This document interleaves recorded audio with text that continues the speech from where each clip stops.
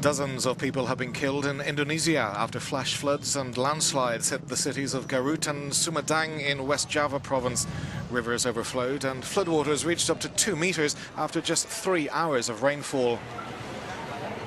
Friends and relatives of people missing in the floods gather at this hospital.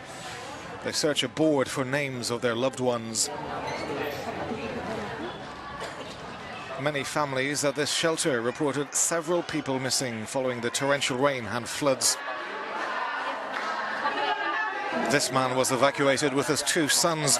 He says, "I only hope for government assistance now as my house collapsed and all my things are gone."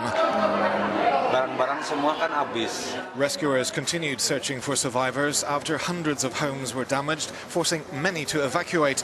Flash floods and landslides are common in Indonesia at this time of year. They are usually caused by seasonal heavy rain. The area is expecting wet weather until early next year, peaking in January.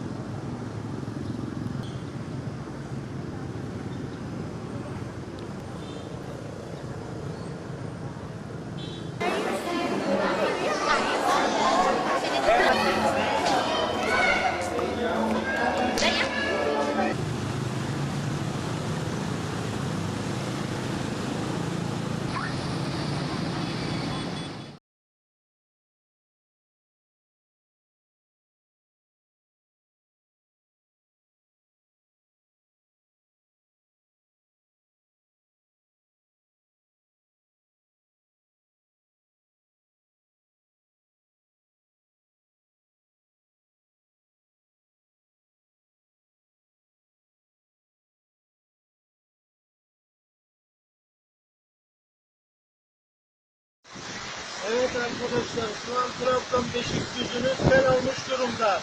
Ortalık çok kötü bir durumda. Allah yardım etsin bize.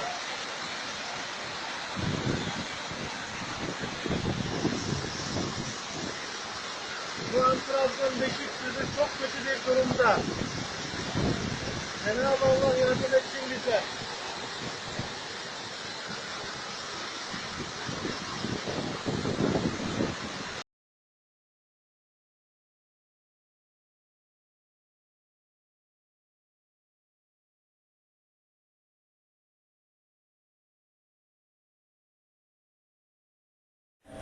A huge forest fire is raging in the Irkutsk region of Siberia. Water-carrying planes have been deployed to the scene, along with 600 responders and 200 units of special equipment. The blaze has been burning since Tuesday. The Russian Emergency Ministry says the fire covers more than 400 hectares of land, most of it forest.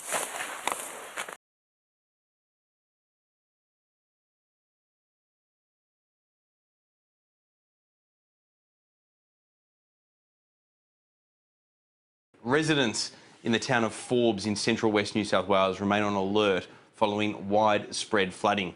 The Lachlan River reached 10.65 metres in Forbes last night. Hundreds of residents were evacuated yesterday, and it is not yet known when affected residents will be able to return to their homes. New South Wales Premier Mike Baird has today visited Forbes, appointing Police Deputy Commissioner Dave Owens to head up the clean-up and the recovery effort. I also particularly want to thank more broadly the community. It's clear on the briefings I've had that there has been much less people sort of going into dangerous waters. And we continue to encourage everyone to do that. Stay away. If you're in a car or any kids are thinking about it, going into floodwaters is not a good idea. So please don't do that. And certainly the services are very appreciative that that seems to be happening. But I also want to thank all the emergency services that are here again today. Just going through inside, it was quite incredible to see. The Weather Bureau forecast more rain to hit Forbes from Wednesday through to Friday, while a second higher peak in the Lachlan River is predicted for next week near Condobolin and Uabalong. The SES has warned that although flooding could reduce in the next few days, it will likely peak again. Forbes itself, of course, it'll probably roll back to a moderate flood height by about Wednesday, Thursday this week, but it won't stay there for long, of course, because we'll get more rain and potentially push that major back up to where it is today. and it could even go higher than that depending on the rainfall figures that we get. The entire state of South Australia is tonight without power after a devastating storm. Thousands of homes have been plunged into darkness. All traffic lights are down. Public transport is at a standstill and hundreds of passengers are stranded at Adelaide Airport. Fierce storms trigger a statewide power outage. South Australia tonight in the dark. The widespread blackout causing mayhem across the city. Passengers are stranded at the airport, including Perth woman Amy Churak. Definitely not going to make it home tonight. Look at all of these people. The line is not moving for the last hour and a half. Public transport also at a standstill. Train lines closed, all traffic lights out, cars jammed for kilometres.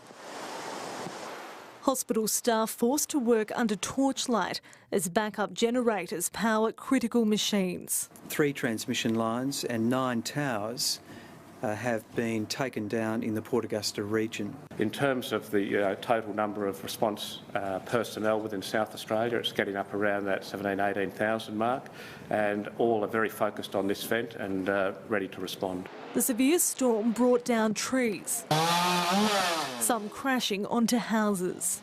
Quite shaken, obviously. It's always a shock when something like that happens. We haven't had anything like that happen to us before, so yeah, quite frightening. Locals desperate to avoid a repeat of the devastating scenes a fortnight ago.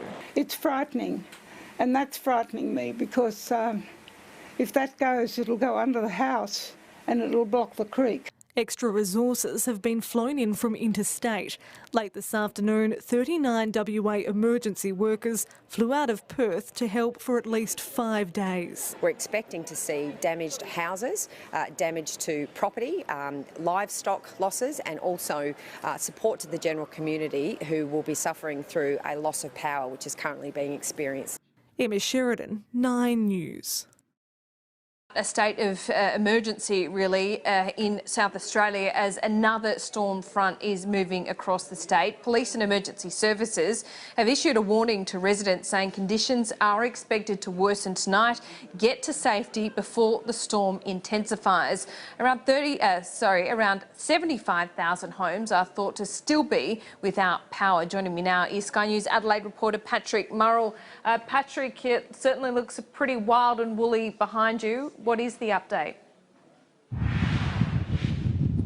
Well, Laura, wild weather is lashing SA yet again. A extreme system is moving over Adelaide. Thousands of homes, again in the metro area this time, without power, adding to the tens of thousands more in regional South Australia that are still without power after last night's storm. Now, emergency services say at the moment this has the potential to be even worse than the last 24 hours with destructive wind gusts of up to 140 k's an hour, speeds never before seen in Adelaide. This has led police to issue a stern warning to get home as soon as you can, and once you're home, stay inside unless you absolutely have to move elsewhere, and to stay inside until the conditions improve. Here's Police Commissioner Stevens earlier today. People who are able to leave work, those who are performing non-essential duties, should consider doing so and returning home. We're also recommending that after-school activities that are completely discretionary should be considered in terms of cancelling those and children to be taken home. If the weather as forecast does in fact realise its full potential, it will actually result in wind speeds that we haven't seen across broad areas of Adelaide before. Now, this latest lashing of wild weather comes as the town of Clare is right on the verge of being flooded. Port Pirie too in the mid-north, under threat from high tides. A bit closer to Adelaide, SES crews keeping an eye on the Patalonga as it comes close to bursting its banks. In the Adelaide Hills, many rivers like the Okabaringa River and the Brown Hill Creek are also close to bursting their banks. So, Laura, Adelaide in for another night of wild weather.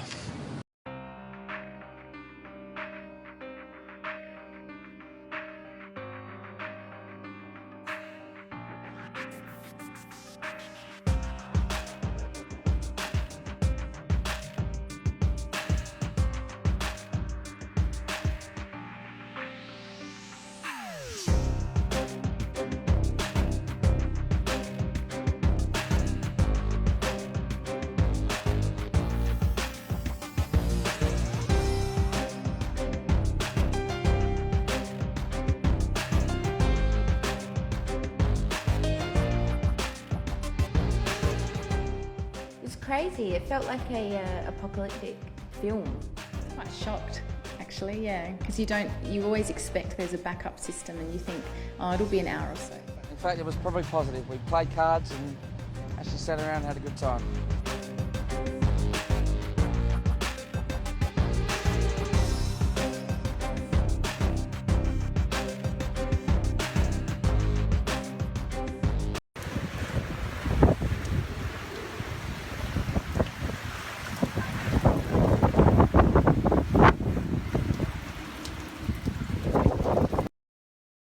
Perth has shivered through the coldest start to spring ever recorded. We hit a minimum of 6.5 degrees last night, with frost damaging grain crops across the state.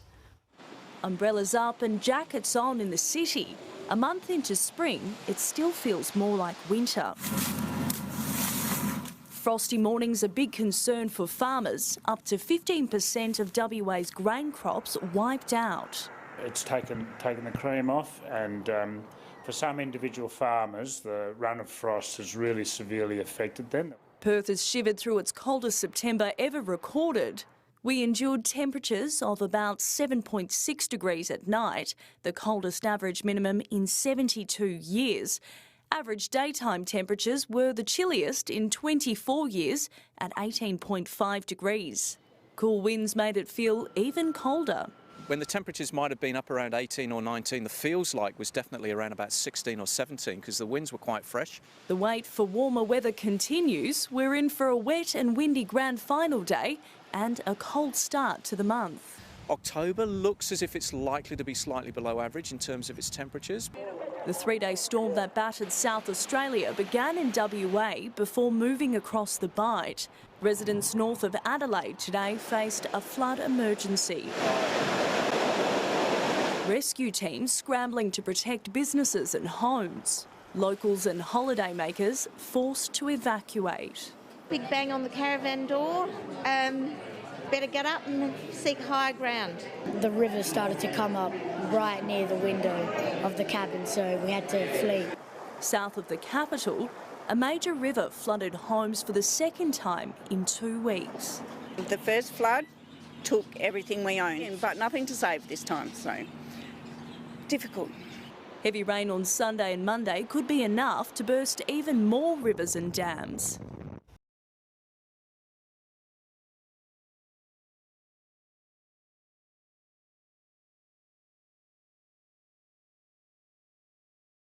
Taiwan was hit today by its third typhoon this month.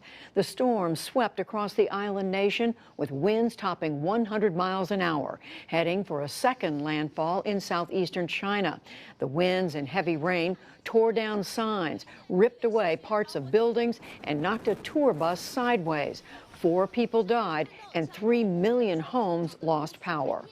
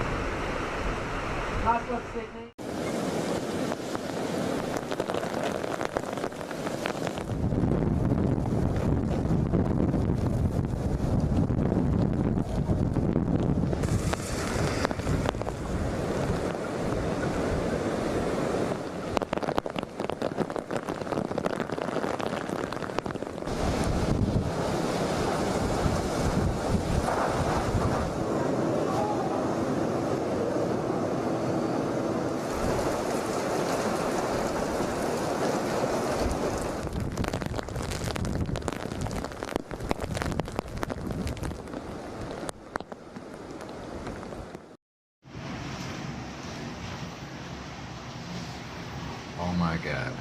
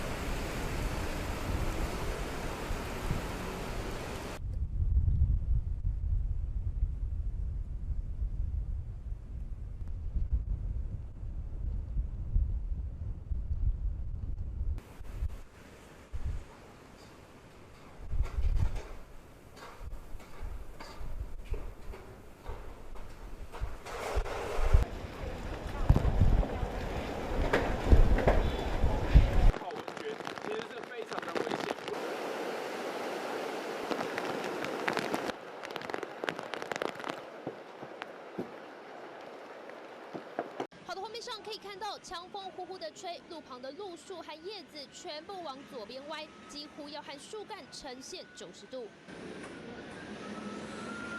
马路上的积水更是夸张，被强风吹起来，感觉就像是海浪一样。这里是花莲港附近的警察局外，可以看到强风和豪雨大到几乎是用削的切过路面。花莲受到台风影响，刮出14级强阵风，尤其是港边又特别有感，提醒住在岸边附近的民众千万注意。以上是为你掌握中。好了，真的是惊险，一瞬间连派出所都变成了受灾户。这是彰化刺桐派出所值班台上面的天花板被风吹到垮来。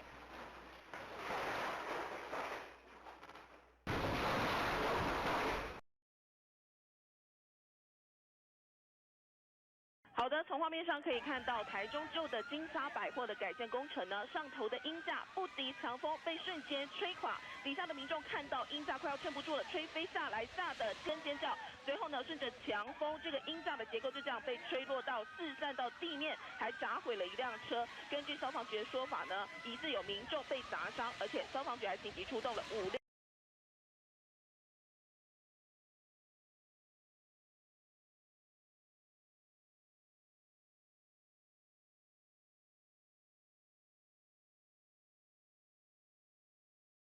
Now let's take a look at the extreme weather. Typhoons Malakas and Meranti have left 29 people dead in East China. 15 people are still missing after the storms. Featuring devastating gales and downpours, the typhoons ripped through much of the region since last Thursday, including the provinces of Jiangsu, Zhejiang, Fujian, and Jiangxi, as well as the city of Shanghai. More than 7,000 houses collapsed, while a further 61,000 were damaged. As many as 600,000 people were evacuated to safer places. Total economic losses are estimated to be more than $2 billion.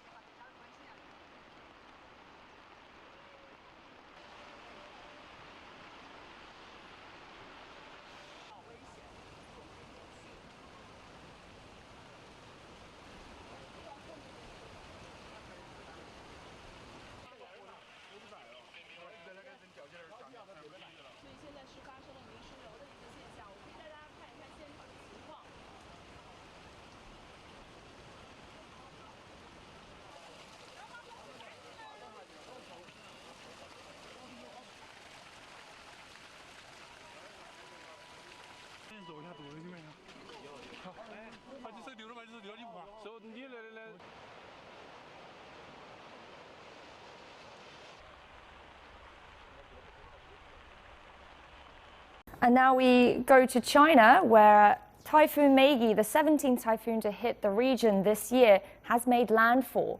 It struck Quanzhou City in East China's Fujian province at 4:40 a.m. local time. Now, Meigi brings winds of up to 118 kilometers per hour.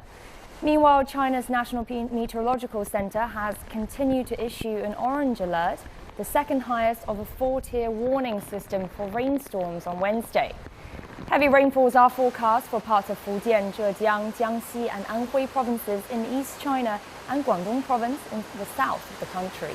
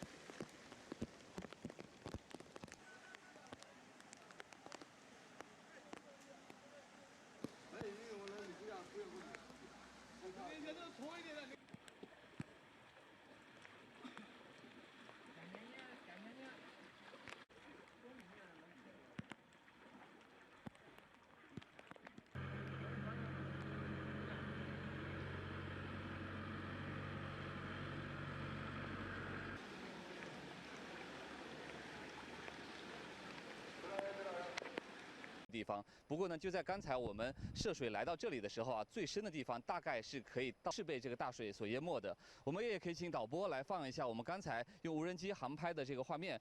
那么在这个画面中呢，我们可以看到整条5四路都是被这个大水所淹没，而在这个道路两边的商家，昨天晚上呢，虽然说是已经做好了一些准备，运用一些沙袋和一些这个塑料布把路口挡住，但是这一次的这个水呢实在是太大，整个积水的水位非常的高，所以说我们看到的一些院子和我们现在呢在镜头里的话也可以看到远处的话有一些我们也从当地的这个水利和市政部门了解到，为什么的话我们现在的话可能是因为水位的消退，所以说已经是没有那种漫过栏杆的这个现象了。但是我们可以看到整个水位呢还是非常的高。那在这样的排水的速度呢会相对比较慢，只能是顺着我们的路面向远处的相对低洼的地方去流去。那么在那远处，在这个整个。现在我们在整个路面上，这个正在流水的地方是没有设置这个抽水装置，但由于它虽然说它的风圈可能是逐渐的远去，但是它的外围的这个云团依然是会给我们所在的这个福州带来。现在我们看到它的这个候车亭的这个水位已经是漫到了整个座位的这个面上，如果给他们造成了一些影响。那我们呢也可以请导播来放一下我们刚才在这个位置拍摄到的一些画面。那么就在刚才呢，我们看到有一个冲锋舟，上面的话载着2位老人，然后在这个救援人员的这个护送之下。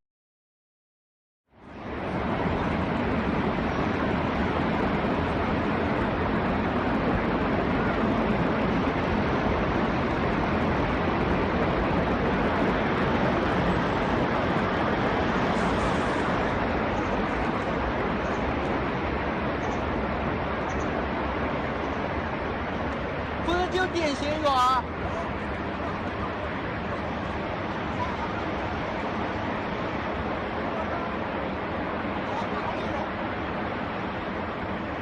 疯了就点咸鱼啊！疯了就点咸鱼啊！疯了就点咸鱼啊！疯了就点咸鱼啊！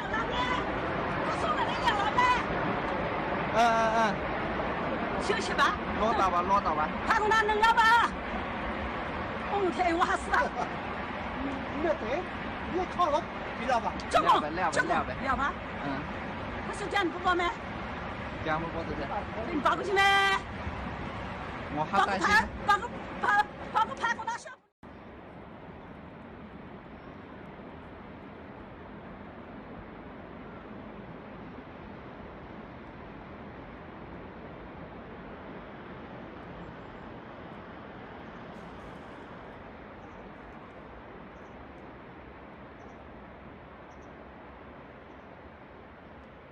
就点咸鱼啊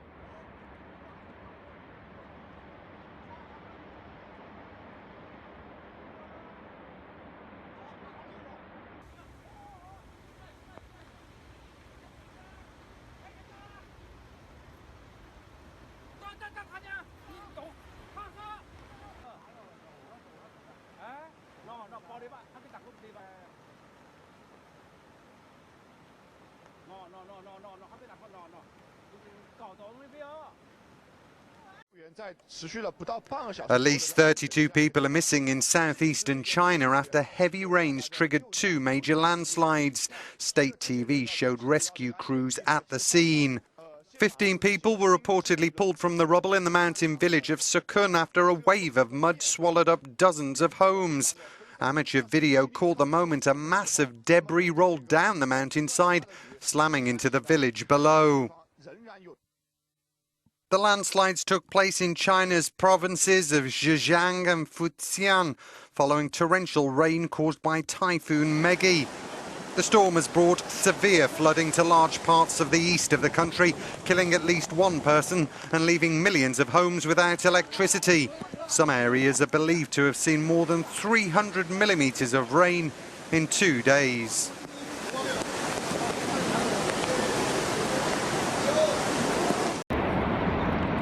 The moment of the hillside collapse caught on camera. Dozens of houses came tumbling down, many of the residents go missing. Overnight, rescuers braved the rain to clear mud and rocks, moving those trapped in the flooding to safety. Saving lives is now our primary task. Professional rescue personnel have now arrived on the scene. Because it's still raining, we have to look out for secondary disasters too.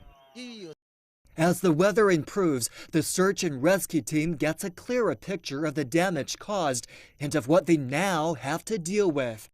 With the road leading up to this area cut off, many of them had to hand carry life-detecting equipment all the way up. On Thursday afternoon, a breakthrough as the equipment detected life from under one of the rocks. Most of the injured are not in a critical condition and are now being treated at a local hospital. A pregnant woman who suffered multiple fractures in her left leg remains in the ICU. She told us the rest of her family were washed away when the landslide struck. While finding missing residents remains a priority, rescuers also had to deal with a barrier lake formed when falling rocks blocked the river flow. Nearby villagers have been relocated as the water level is still rising in that lake. Experts are working on how to discharge the water safely. For rescuers, the clock is ticking as the window to find survivors quickly narrows.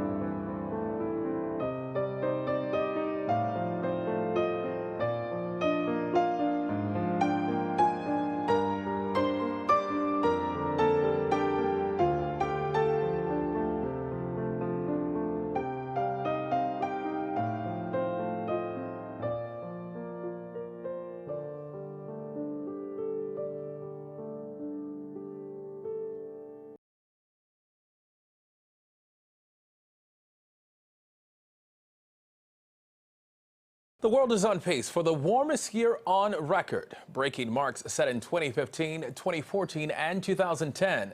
But scientists say it's more than temperatures. They have connected man-made climate change to deadly heat waves, droughts, and devastating floods. Scientists also say a warmer planet means more severe storms, like the recent hurricane Hermine.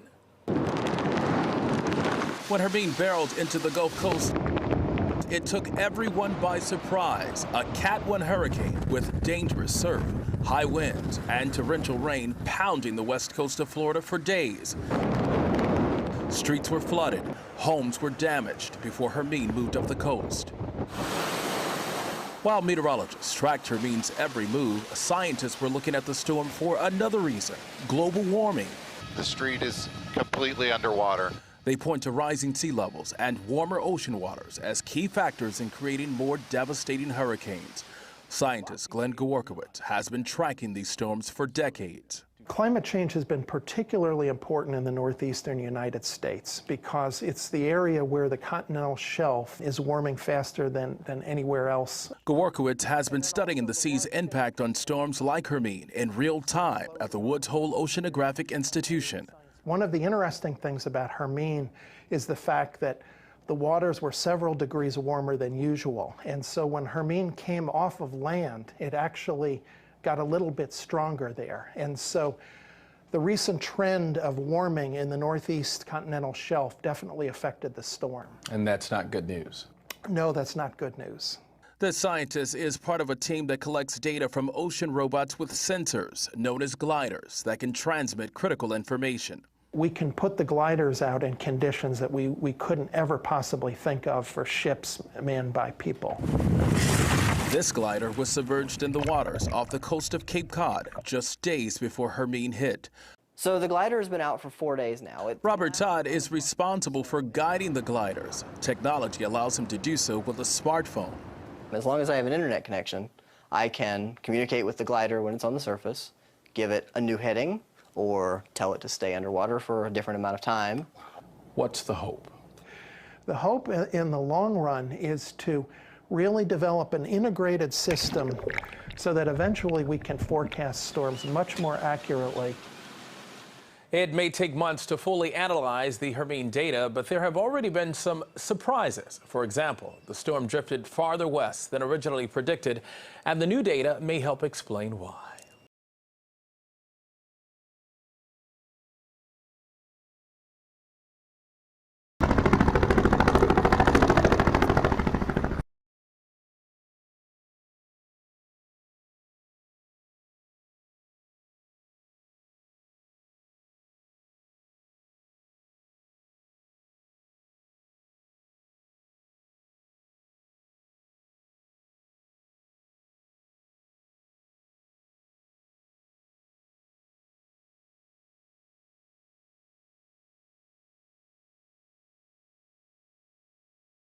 Firefighters are battling a 1,500-acre wildfire in Sonoma County, California. This is the Sawmill Fire, and it broke out on Sunday. It's being fueled by very, very high winds. Dozens of homes have been evacuated, and hundreds of firefighters have been enlisted to battle the blaze in very steep terrain as well as scorching heat. Now, no injuries have been reported and no structures have been damaged. We're going to see some calmer conditions overnight that could help the firefighters make some progress. We really hope so. That blaze at this point, 20% contained. No word on what sparked that fire. The cause is now under investigation.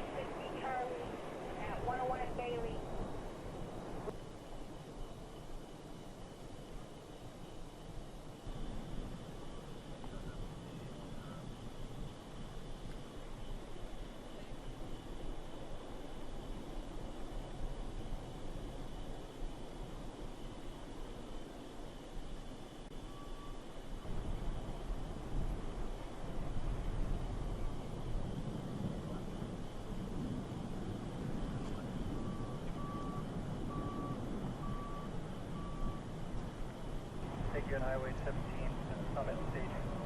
Bone dry weather in California has produced an epidemic of wildfires. There are 7 burning. This one broke out yesterday in the mountains near Santa Cruz. It's already burned 1,100 acres and at least 2 homes. Hundreds more are threatened, and evacuations have been ordered.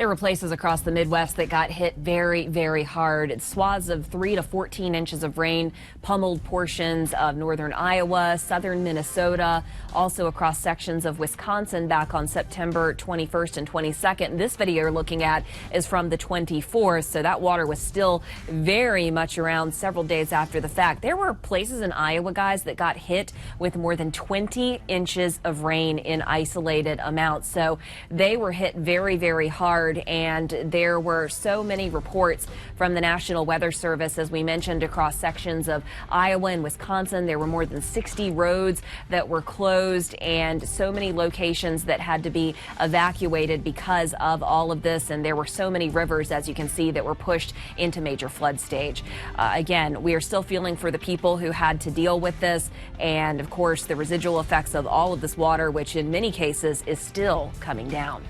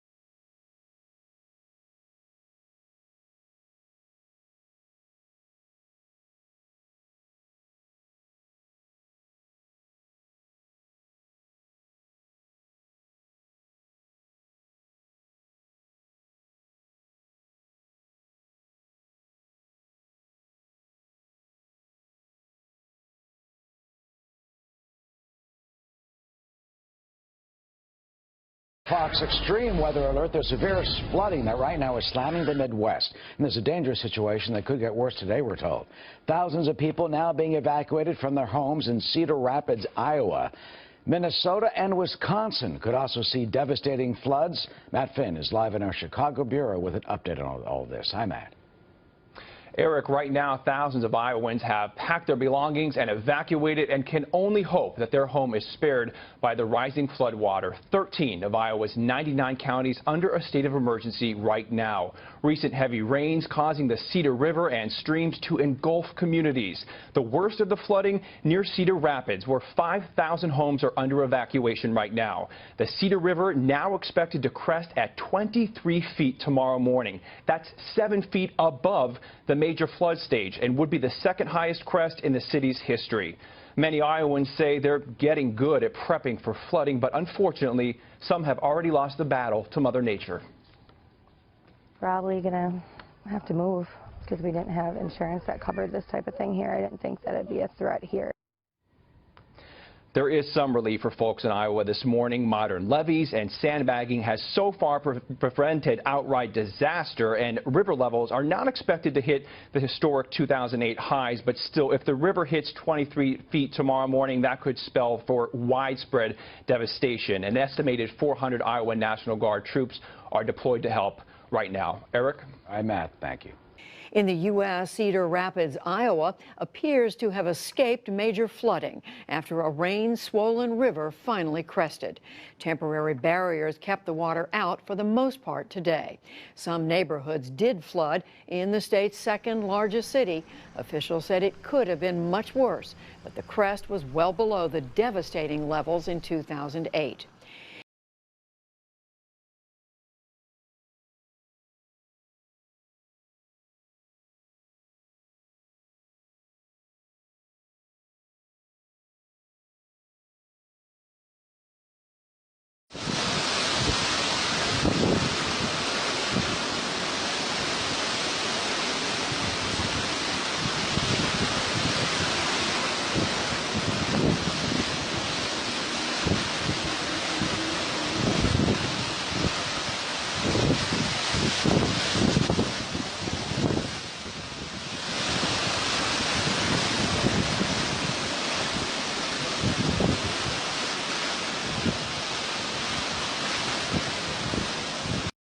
Late Friday, the National Hurricane Center announced Hurricane Matthew had strengthened to a Category 4 storm.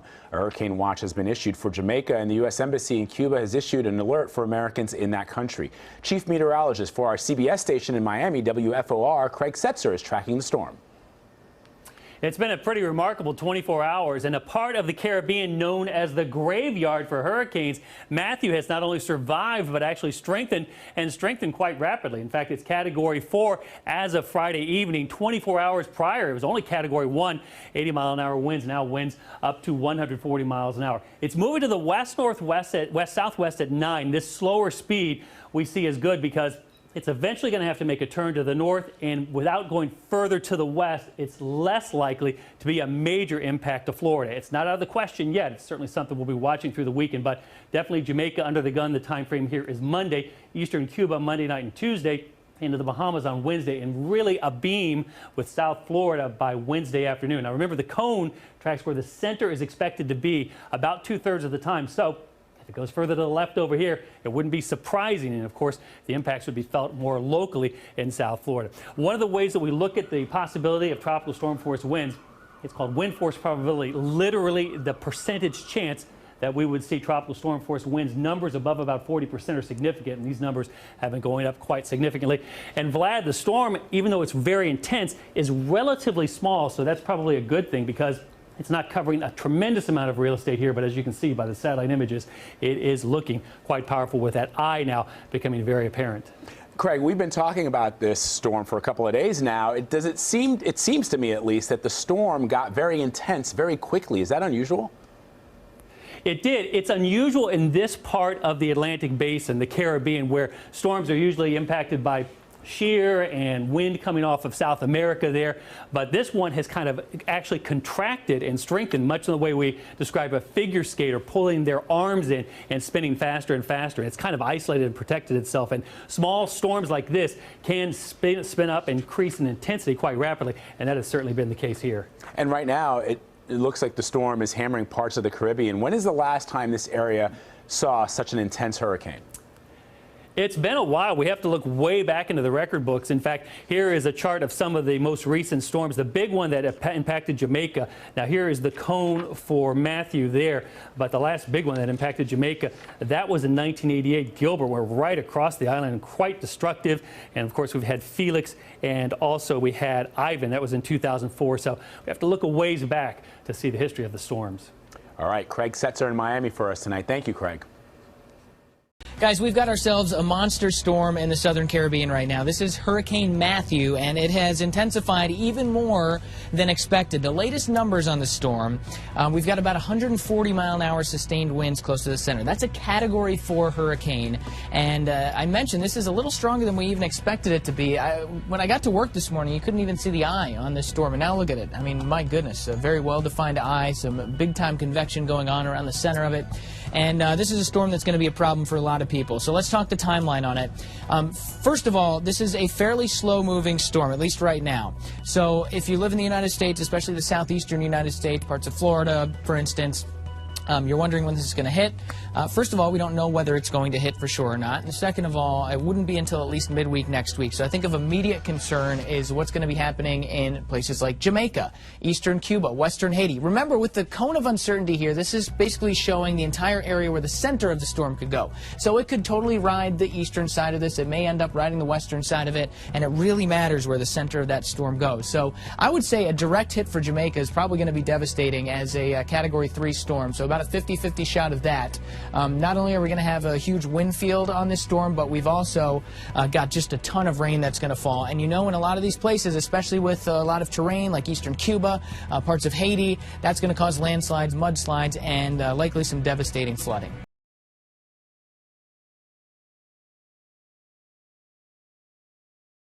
Cover in the Arctic is shrinking rapidly, as we've reported to you in the past. Spring melt is starting earlier each year, and the total number of ice-covered days in the Arctic is down dramatically. This is putting wildlife species in jeopardy, especially polar bears. For more, let's turn to Dr. Reese Halter, distinguished conservation biologist. Dr. Reese, good to have you with us tonight. What are the numbers? What's happening to the bears and the different species? Oh dear, our friends the polar bears. There's approximately 25,000, Ed, in 19 populations, and they're all in dire jeopardy.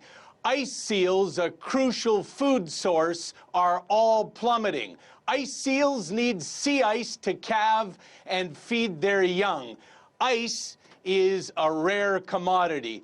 As a matter of fact, we've lost approximately 9% of the ice cover each decade, which means that polar bears are spending up to 7 weeks more on land fasting. This is a 3/4-ton bear roaming around looking for food. Not good. What do you know about Greenland's receding ice cap to expose a top-secret U.S. nuclear project? We keep hearing that this is all about national security as well, that we have to be concerned with the environment. Well, there's a story out there saying that Greenland's receding ice cap is exposing something that the United States doesn't want people to know about. Do you know about this? Yes, there's a facility there with nuclear waste, once again, human waste, that was believed to be buried and would be fine for hundreds of years. Not. The ice is melting. The toxicity is dripping into the ocean. And also, I think the people need to understand the oceans, Ed, are supercharged. They're up to 5 times warmer than anything on land. And the critters, the plankton, the jellyfish, the sea turtles, the fish stocks are racing by as much as 10 degrees latitude to the respective north and south poles. We're in deep trouble, Ed. Back to the polar ice cap. What's happening with the seals and the migration there? Is that changing a great deal? Well, the seal, without ice, the seals can't make a living, and all the ice seal populations are either threatened or endangered. This is terrible because the entire system hinges on these creatures, and it's collapsing. And look, what we do to the Arctic with these climate-altering, subsidized fossil fuels will do, and we are doing, to ourselves. Ed? Amazing. Dr. Reese Halter, always great to have you with us tonight, always sounding the alarm of common sense and backing it up with science. Great to have you with us tonight. Thanks so much.